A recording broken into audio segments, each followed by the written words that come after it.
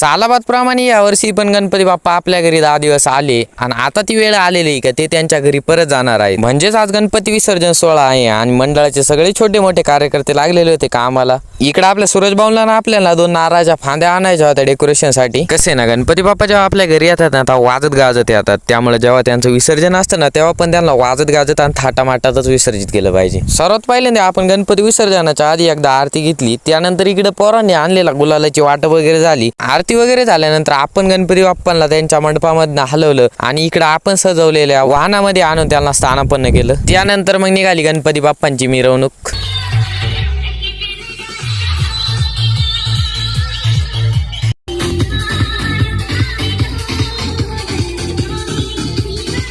अशाच वाजत गाजत पद्धतीने आपल्या गणपती बाप्पांची मिरवणूक मंडपापासून ते नदीपर्यंत काढली। यावर्षी गणपती मिरवणूक डीजेचं जे मोलाचं सहकार्य लागलं ते आपल्या अक्षय भाऊंचं, त्यांना धन्यवाद।